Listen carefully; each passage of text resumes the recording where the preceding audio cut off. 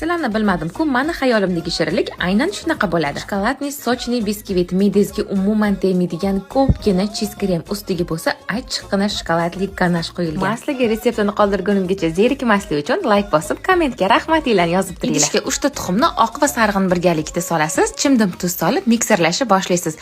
Yarim stakan shakari ozgina-ozginadan solib, oppoq quyuqqina massa bo'lgungacha ko'pirtirasiz. 2 osh qoshiq hidsiz o'simlik yog'ini solamiz. Quruq masalliqlarimizni elakdan 2 ga bo'lib o'tkazamiz. Tepadan pastga sekinlik bilan aralashtirib, qolipga solib pishirish uchun yuboramiz. Eng mazali krem uchun muzdekini tvorojniy sir ustiga molokoni solib yaxshilab aralashtirib olamiz.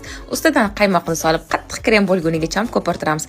Ishoning, bu hayotingizdagi eng mazali krem bo'ladi. Biskvitimizni ustidagi qavatini pichoqda qirib olib tashlaymiz, teng 2 qismga bo'lamiz va achchiqqina kofe bilan propitka qilamiz. Yegandan sochni bo'ladi. Kremimizni yarmidan ko'prog'ini ichiga ishlatamiz. Qolganini bo'lsa ustiga tekislab, xolodilnikka 2 soatga yuboramiz. Ustini bezatish xohishga ko'ra, men achchiqqina shokolad qaymoq bilan eritib qo'yib chiqdim. Bu bilan juda ham mazali. Siz ham bir marta bo'lsa ham shu usulda bu tortni tayyorlab ko'ring. Sizning xayolingizda aniq o'g'irlaydi. Albatta tayyorlab ko'ring. Yoqimli ishtaha.